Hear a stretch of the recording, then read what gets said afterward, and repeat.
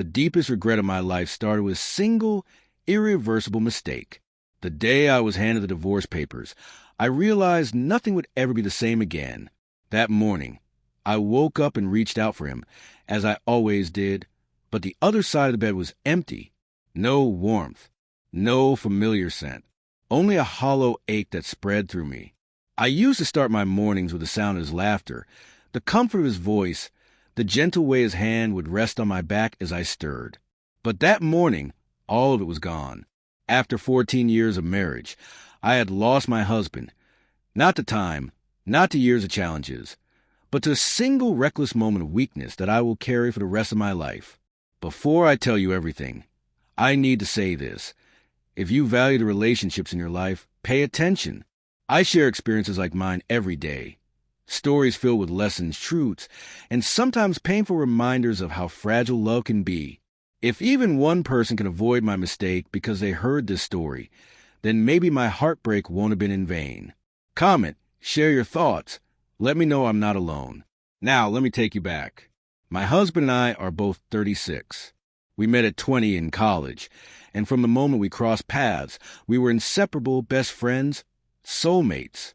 Together, we built a life full of joy, adventure, dreams pursued side by side, and eventually a home that welcomed two beautiful daughters, now 13 and 12.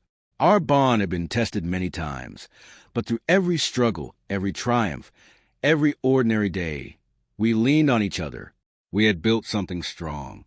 Over time, though, the weight of everyday life began to wear us down. Work, parenting, endless responsibilities. Slowly, the closeness we once shared started to fade.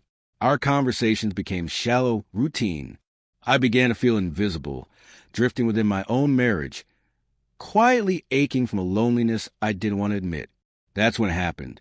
A co-worker started noticing me. At first, it felt harmless, casual jokes, light banter, but it stirred something inside me. I felt seen, wanted again. It was a dangerous illusion, a distraction from the emptiness I carried at home. And then, in one thoughtless moment, I crossed a line I never should have.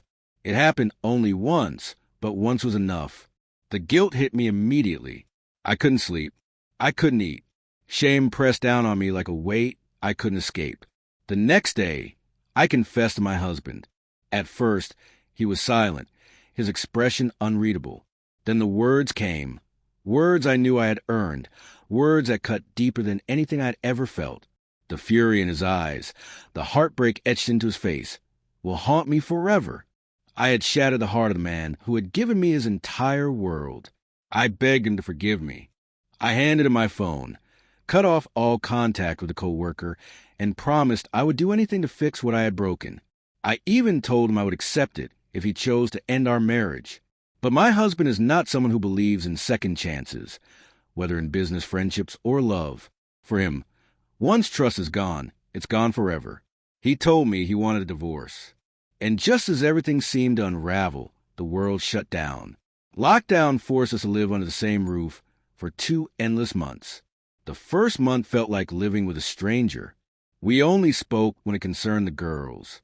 I gave him space, sleeping on the couch, reminding him occasionally that if he ever wanted to try again, I was willing. Then something shifted. By the second month, the silence softened into small conversations. He joined me and the girls for movie nights. We laughed, cooked meals together, and for fleeting moments, I allowed myself to hope maybe the life we built could survive even this. One night, after a few drinks, we ended up in our bedroom, talking like we used to. We laughed about something silly, and for the first time in so long, I felt that spark again, that warmth I had been aching for. On impulse, I climbed onto his lap, playful and hopeful, like we did when we were younger.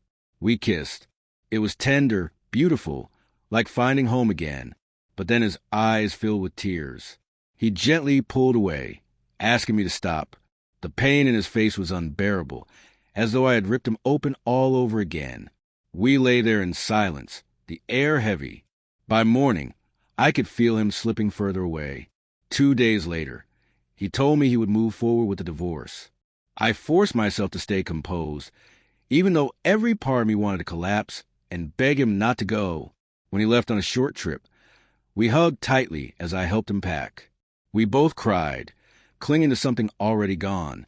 When he returned, it was bittersweet. He smiled. We made small talk. But underneath it all, we both knew our story was ending.